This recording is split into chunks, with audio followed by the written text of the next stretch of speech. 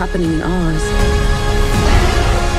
The best way to bring folks together is to give them a real good enemy. Marc, obviously, this has been a couple decade-long endeavor. I'm curious for you, what was it about Jon's vision that made him the perfect person to bring this to the screen? I did start this 24 years ago and went on stage first, and then I waited many, many, many years to make the film. And there were actually many reasons why I wanted to wait to make the film, but the one reason that I wasn't really aware of is that I had to wait for this man to raise his hand and say how much he loved Wicked and how much he wanted to direct the film. And Jon has, as you can see, imagination that knows no bounds. And when you're building a world, you want that imagination. But I would say with all that talent, the thing that is the most significant is the heart that this man has and the humanity that he has and the ability to understand the other. After speaking to Jon, he understood that empowerment and the complication, and he could portray that very well. And so it was a really easy, joyous decision to make. Jon, for you, your history with Wicked does go back a beat. So when you first saw that production back in San Francisco, to think of that young man then to this man sitting before us now, what does it mean to have brought it to the screen in this way and to have such an incredible response from all of these people? I mean, it's a dream come true. Unbelievable when I think back at the moment that I sat in that chair. But when I saw it, I saw the movie. I felt like this is the most cinematic stage show I have ever felt. And even though it didn't have all the cinematic things on that stage, it made me feel the cinematic things. And I always remember that time that I saw it. This is, again, before it went to Broadway with my mom, because it is that childlike wonder that evoked in me, that I have pick points in my brain of, I literally imagined her actually flying around us, and I thought they did that. No, she just was on a lift and the thing. And so that helped me sort of as we built the movie to really translate those feelings of what it felt like into a physical, with cinematic tools to extend those. With you, Cynthia and Ariana, you're able to fully embody in all ways all of those imaginations that Jon had when he saw it that first time. What was the key to it for you? Right before we really begun, I asked to be in flight training and flying immediately just so I could get used to being in the air that way. And then my wonderful vocal coach, Antea Bachet, was with me every step of the way. So when we were on set filming that, the moment she heard what my voice was doing and knew what I needed to do, she would set me up so I could actually sing in the harness up in the air, because your breath has to be placed very differently. Usually if you're singing big old notes and you're belting, you need the ground beneath you to force back up. Antea was really instrumental in making sure that I could figure out how to place everything and where to find the ground in the air, which is kind of what I had to do. It's like pushing down on nothing, but almost having to imagine what would push back. Well, for me, I had a little bit of physical training as well. It was Pilates every day. And for the vocal element, I would say I started training with my vocal coach, Eric Vitro, 2.5 to 3 months before my first audition. It was really important to me that my vocal register sounded unrecognizable and just completely different and authentically classical and operatic. And I wanted it to sound full and warm. And I just wanted to be able to use any tool that was needed, just in case. Let's talk about the Ozdust Ballroom. So for the two of you, tell me a little bit about just how real that was for the two of you as you stepped into that incredible set and have this moment of connection.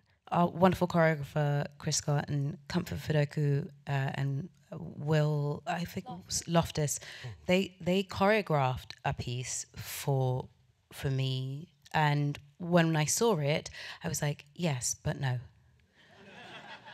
Because I didn't see Elphaba in it, and I hadn't discovered how she moved, and so what I wanted was to find out what's her language of movement.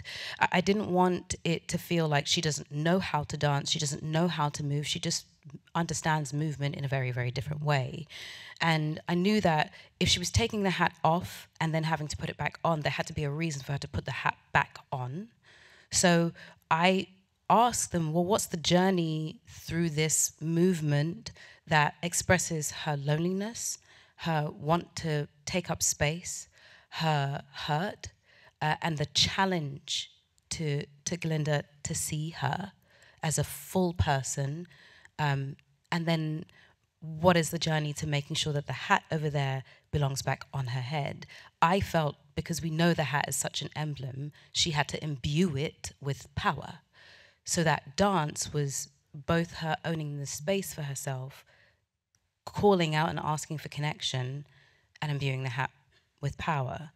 The wonderful thing that Ari did was not learn that dance, really, but on purpose, so that when we meet, she's being taught by Elphaba what that dance is, what that movement is.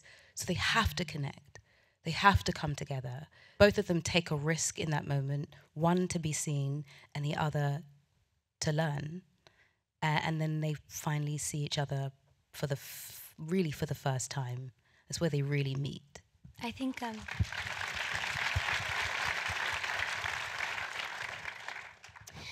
up until that very point, Galinda's greatest fear in life would probably have been to be laughed at by that many people. When she sees what she has done to Elphaba in that moment, something else completely replaces that, and it's the pain that she has caused in this other person that doesn't deserve it. It's a pivotal turning point for her because her whole life she's been told yes, and she's had a lot of friends, and she's very popular, but she's never had someone hold up the mirror and question herself and what kind of person she is.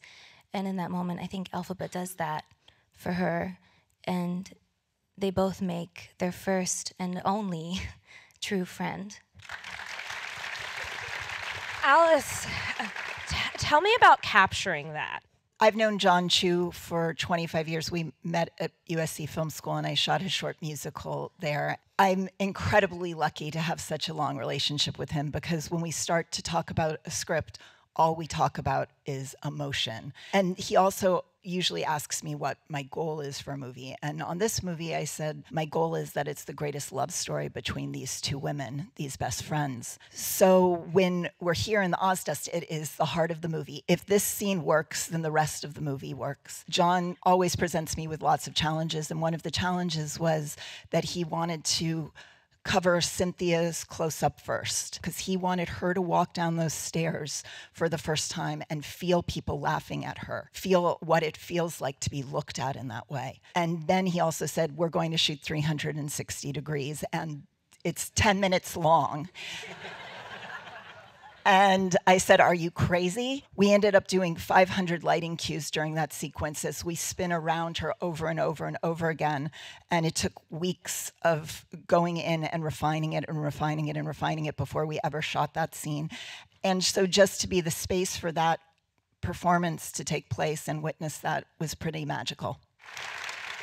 That too is your job as well, Paul, in that scenario, is to be conscious of what you are creating in these incredible costumes. So tell me a little bit about that challenge for you when you're creating. I mean, it's just, the greatest thing to have the opportunity to dress these two beautiful women and their beings. I can do, a slew of sketches, and that's what I did. I lived vicariously as these characters to make decisions, but those are just ideas, and they were approved by Jon and they were approved by Marc. It wasn't until I was with both Cynthia and Ari and really figuring out, what of this works for you? What doesn't work for you? How can we make this better for each of you? I mean, that's the beautiful part of what I'm able to do. How it manifests itself, that's the gravy that you get from working with these two women. I know we're supposed to be done, but I have to ask you one last question, because you did a really beautiful thing here in Defying Gravity and really having Elphaba face and see her younger self. yes, you're faced with Defying Gravity, and you think, okay, everyone knows this song. It's like the anthem of this piece, and everyone loves it. And you think, what am I going to do that won't take it away from what people love, but will still be able to tell the truth of the matter? When I got to sing the words, I really meant it. But then when I understood that I had to earn it by looking at my younger self and deciding to take her with me and heal her first, I realized that I actually had to do some of that for myself. So I could understand what that actually meant to look at your younger self and go, hey, come with me.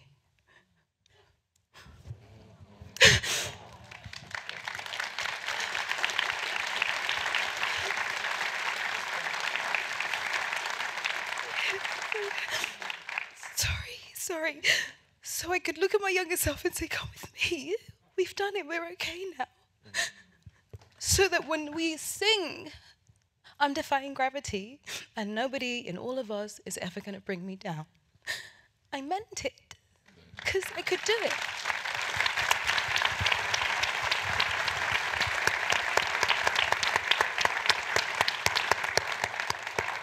Don't get gifts like that every day, so I don't take it for granted. And I just wanted to make everyone in the room who is helping me make that possible proud. A lot of people put a lot of things on the line in order to make that happen.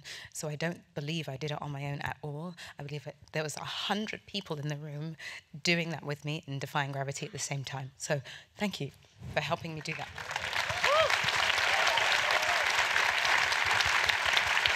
Well, thank you all for truly making us all take a look at our younger selves and taking them with us, and take them with you as you go out into the world today with a little bit more kindness. Thank you so much. Congratulations.